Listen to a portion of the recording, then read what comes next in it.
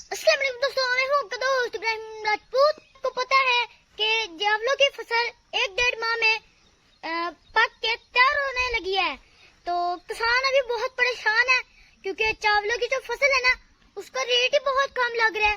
तो ये जो आपको पीटर दिख रहा है ना, इसको चलाने के लिए ना बहुत महंगा डीजल चाहिए होता है, और जब ये पीटर चलता है तो फसलों में पानी आता है, क्योंकि फसलों को बोने के लिए और उगाने के लिए तो बहुत ज्यादा महंगी चीजें इस्तेमाल करनी पड़ती है ना फसलों के लिए। तो किसान बेचारा क्या करे, और अगर किसान की फसलों का रेट ज्यादा लगेगा तो वो खुशहाल हो जाएगा, क्योंकि उसके जो फसलों के ऊपर खर्चे लगे होंगे ना वो वापस आ जाएंगे और वो खुशहाली से जिंदगी गुजारेगा।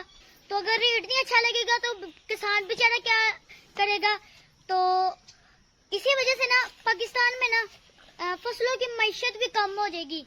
हमारे पाकिस्तान को चाहिए कि ये जो किसानों के ना फसलें ना इनको ना रेट अच्छे दिलवाएं। तो हमारा जो पाकिस्तान है ना वो